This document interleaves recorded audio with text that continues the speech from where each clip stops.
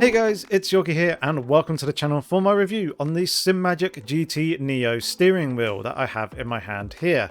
Now just quickly as a disclaimer, Simagic did send me this wheel for free, however they have had no input in the editing process and all the thoughts and opinions here in this video are my own. Jumping straight in with the specs, the GT Neo is currently priced at $289 on the Simagic website. For that you're getting a 300mm diameter GT style steering wheel made with injection molded carbon fibre reinforced composites. The front face features two rotary thumb encoders, two 7-way funky switches, four 12-digit absolute value encoders, 10 customizable RGB buttons and an LED light bar. The grips are made of rubber, and then around the back you've got the quick release system, two aluminium shifter paddles and two aluminium clutch paddles. Moving on to the aesthetics, I've got to start off by saying that I absolutely love the way that this Simagic GT Neo steering wheel looks. The injection molded carbon fibre reinforced composites add a really nice premium look to the wheel. The button layout with the encoders and the funky switches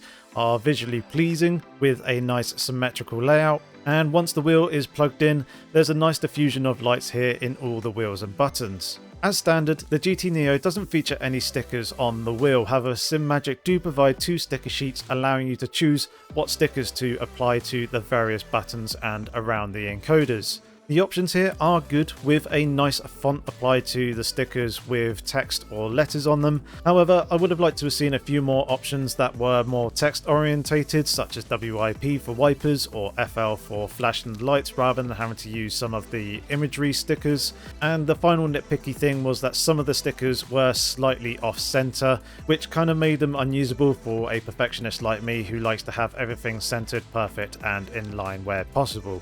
For the customization of the LEDs behind the buttons and 4 encoder dials, you can use the Sim Pro Manager to choose between 8 different colors, which you can assign individually to each individual button and encoder dial. The brightness of these can also be adjusted, as well as the RPM bar, where you can go in and choose what colors light up at various different points within the RPM bar, whereabouts it flashes, and at what points in the rev range the lights actually light up.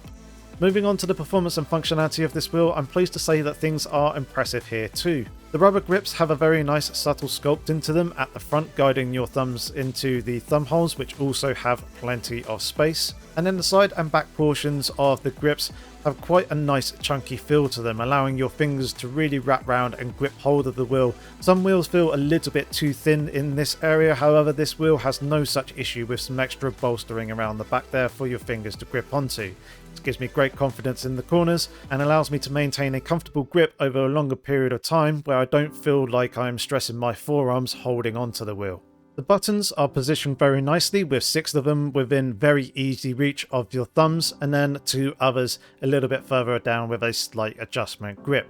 The pressing of these buttons feels very good and tactile with a nice solid click to them, providing good solid response with each press. The 2 rotary thumb encoders are also in a great position, very easy to reach with the thumbs, making them perfect for on-the-fly quick adjustments. They look very nice in their red metal finish, however I do wish that these had a little bit more resistance to them. There is a nice satisfying click with each change of position on the dial, however these do feel a little bit too light and easy to manipulate, and I have experienced once or twice some misclicks where I've moved the dial, however it hasn't registered a change in position. Thankfully this hasn't happened too often, but it has happened to me a couple of times, so I do have to double check that I have made the correct adjustments there in the sim, which can be a little bit distracting. The 2 7-way funky switches are probably the best addition to this GT Neo steering wheel, and I absolutely love interacting with them. They have a very solid, nice tactile feel, pushing them up, down, left, right with what feels like some shrouding to help guide you in the right direction so you're not accidentally pressing left and up at the same time. They have a very nice satisfying click when you push them in, and then the tops of the switches you can rotate left and right for additional functionality, allowing you to assign even more button assignments to the steering wheel.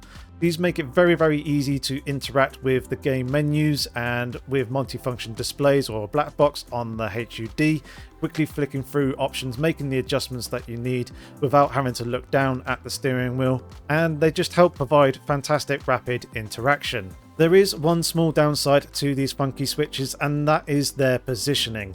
When I move my thumbs in, this is the natural position that they move to, and this is where I would personally like to have the funky switches actually positioned. However, they're a little bit further in and a little bit lower than where my thumbs naturally move to, therefore I have to adjust my grip a little bit more in order to interact with them. Obviously, this isn't the absolute worst thing in the world, it's just a small fiddly little critique. However, it would have provided a very sweet cherry on top of what is a fantastic cake that is these two 7-way funky switches. Next up, we have the 4 encoder dials, which are made of plastic. However, that has probably helped to keep the costs down, but they do have a very nice satisfying click to them with each change of position. The one thing that did surprise me with these, however, is despite them having 12 positions that you can set these to, you can't assign an individual position to, say, traction control 1, traction control 2, traction control 3 on the dial within ACC or iRacing. You can only increment them up by individual steps. So if you twist the knob to the right, then you will increase. If you twist it to the left, then it will decrease. But it doesn't actually matter what position that the dial actually starts off in. You can't basically set them through from steps 1 to 12. If Simagic were to implement this, then I think it would improve the overall user experience of this wheel just that little bit further and bring it up on par with some of the similar competition, such as the Moser KS wheel, which does support that functionality straight out the box. From what I have heard, Simagic are planning on working and implementing it in the software in the future. However, at this time of review, it's currently not possible. Coming round to the back of the wheel, we find the quick release system, which is the same one that is used on the Moser wheels that I reviewed here in the past.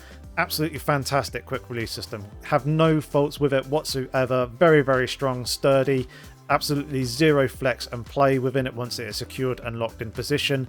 Very simple and easy to use. Simply pull on the quick release system on the back towards you, pull the wheel off, and then to simply put it back on, just literally push forwards onto the wheel shaft and bam, it clicks into place, and it cannot be any simpler than that. The 2 flappy pedals are in a good position, nice and easy to reach straight out the box. There is some limited adjustability here where you can move the pedals further out towards the outside of the wheel, making it a little bit easier for those with shorter fingers to reach if you so need it, but for me, straight out of the box, it was perfectly fine. I can fit 3 fingers on each of the pedals, so they're a relatively good size, and then they've got a nice throw with a relatively satisfying click to them.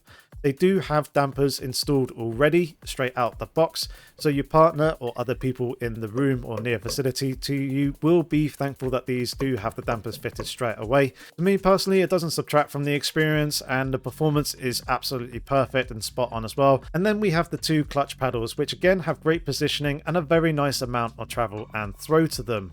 They also have quite stiff springs, requiring a fair amount of effort to actually pull the levers towards you, but this gives a greater sense of control when manipulating the clutch. Within the Sim Pro Manager software, you can choose whether to use these in conjunction with one another to effectively use them as a dual clutch system, or whether you want to use them in button mode, which allow you to effectively use them as 2 separate buttons or 2 separate levers. When using the dual clutch setup, you can program where the split is between the 2 pedals. This will allow you to perfect and get down that perfect clutch bite point for the sim and the car that you are driving, whereby pulling the 2 pedals in together will allow you to reach 100%. However, if you let one of those pedals out, it will fall to that split point, i.e. the perfect clutch bite point that you're going to be looking for the car that you're launching, and then you can use the remainder of travel on that one lever that you still have left to help pull the car away and get the perfect launch from a standstill position. A very nice handy feature which should get an extra performance gain over your competitors.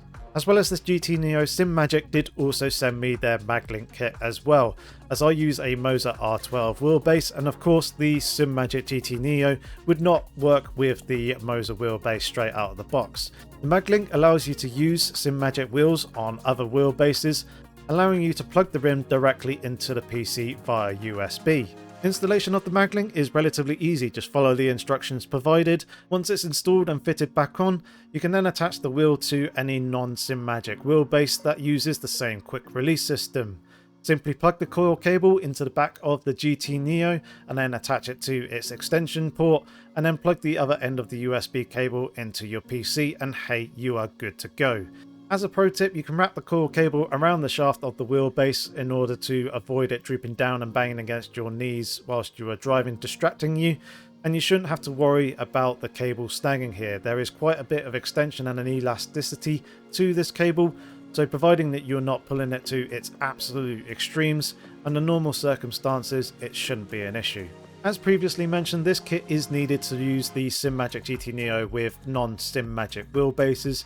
I'm using the Moser R12 and it works absolutely fantastic with it. With the MagLink kit, there has been absolutely zero performance issues that I have noticed, and therefore I could highly recommend it at $19.90 on their website. Simagic do offer both the MagLink and the GT Neo in the GT Neo bundle for $308, which all in all will save you $1.90. Would have been nice if it was a little bit more, kind of around the $4 or $5 sort of mark, but at least that bundle there is on offer, so wish if you wanted to take it. So for my final thoughts and conclusion here in this video for this Simagic GT Neo, at $289, I've got to say that it is priced very, very competitively, and it's one that I would highly recommend considering purchasing if you are looking for a GT style steering wheel. It not only looks great, but it performs well over an extended period of time with a great amount of comfort and boasts quite a nice feature set as well. There are one or two small little things that I have critiqued here in this video as previously mentioned. One of them was being one that probably is still to come in a software update in the future, but the overall enjoyment and experience that I've had using this wheel has outweighed those slight negatives. Let me know down in the comments below what you think of the Simagic GT Neo, and if you've enjoyed this video then please leave a like and consider subscribing if you're new here to the channel. Other than that, thank you very much for watching. Until the next time, have fun, stay safe, and take care.